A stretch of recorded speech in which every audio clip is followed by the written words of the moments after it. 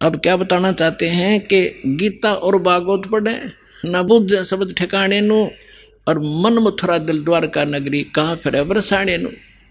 देख कांडले द्वार रखे हमारे से क्या कहते हैं, मथुरा में किस लिए जाते हो कि भगवान श्री कृष्ण की यहाँ रज चरण की रज डली हुई थी और वहां जाने से मोक्ष होगा।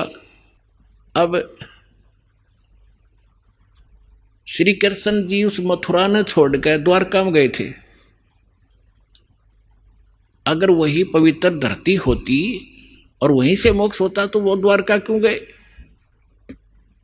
तो गरीबदास सूक्ष्म वेद में कहा है कि भूमि भरोसा डूब है और कल्पत है त्यों देव। इस भूमि के जो आधार से आप ये मान बैठे हो कि मथुरा में जाने से और जीव का कल्याण होगा या काशी में ही मोक्ष प्राप्त होता है, या भूल है आपकी।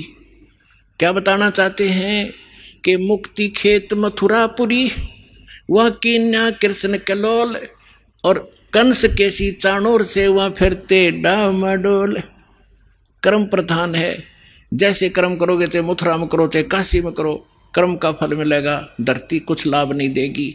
क्या संदेश क्या दिया है यहाँ इस सेंटेंस में, समृतवाणी में, कि यदि आप मथुरा को मोक्ष अक्षेत्र मानते हो, और किस लिए कि वहां श्री कृष्ण जी किलोल किया करते थे, घूमा फिरा करते थे, रास करते थे।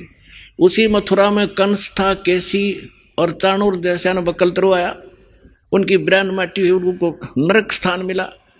उन कर्म माड़े किए तो अच्छे कर्म कहीं बैठ के कर लो, सद्भक्ति करो, उसी से लाभ होगा। और फिर क्या डले डुआ रखे हैं कि बरसाना में जाएंगे, बरसाने में नहीं गए तो अधूरी भक्ति रहेगी वहां की। क्यों? क्योंकि राधा जी बरसाने की लड़की थी और श्री कृष्ण जी की प्रेमिका थी। अब वहां के लोग, जो बरसाना के लोग इतने भ्रमित हैं, वो क्या कहते हैं, एक दूसरे को राम राम भी नहीं बोलते।